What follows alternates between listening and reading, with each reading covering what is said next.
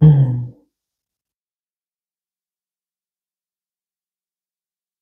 Oui,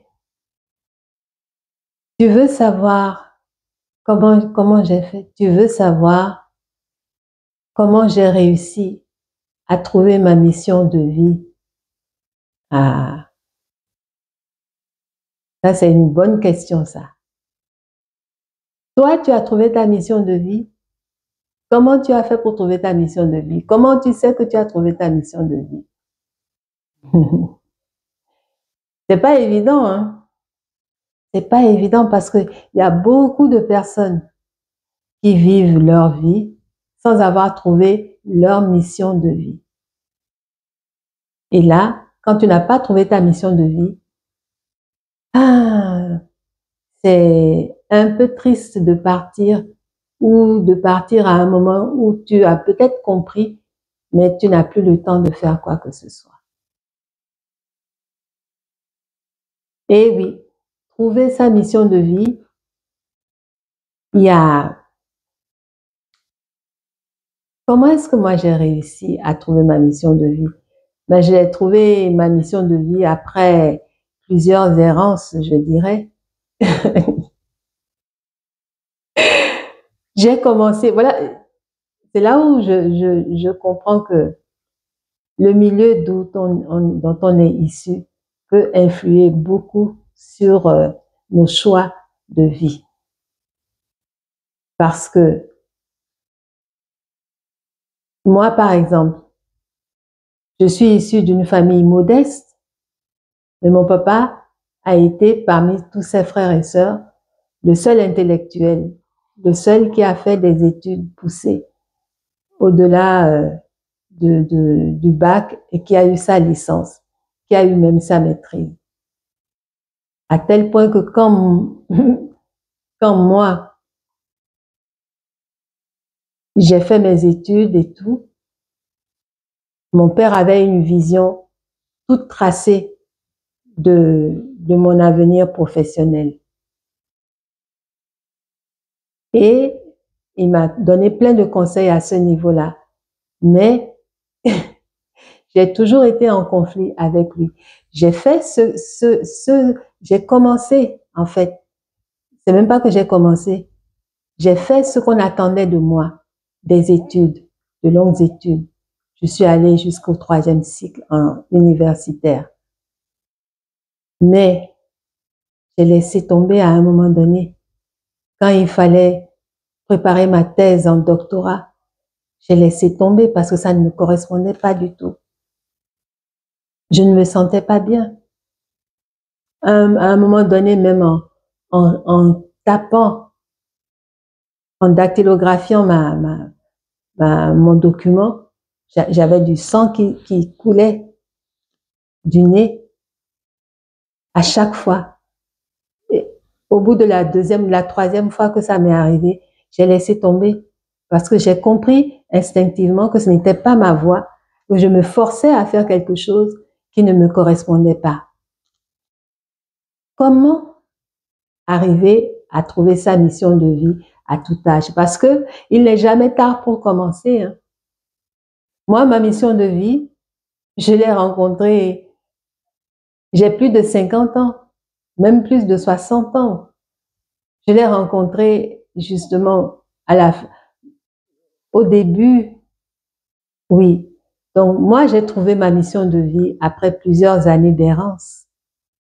Et c'est à 4 ans de la retraite professionnelle que j'ai trouvé ma mission de vie et que j'ai fait maintenant ce qu'il fallait pour continuer dans ce chemin-là, hein.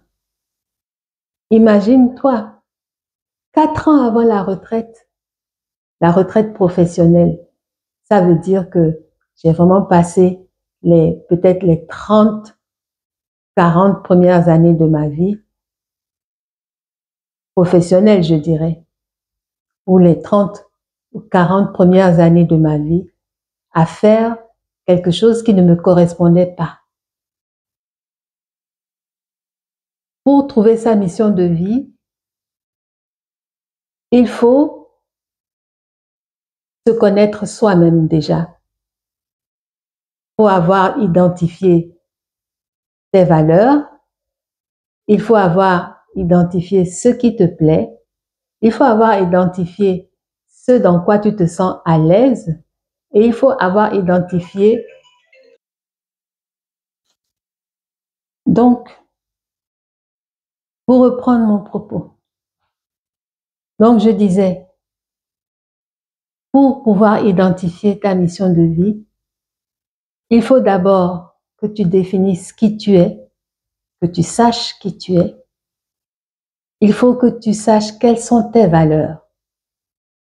Il faut que tu saches qu'est-ce qui te fait plaisir, qu'est-ce qui t'apporte de la joie, qu'est-ce qui te rend heureux. Et voir quelle est l'activité ou quel est le domaine dans lequel tous ces critères sont réunis pour toi.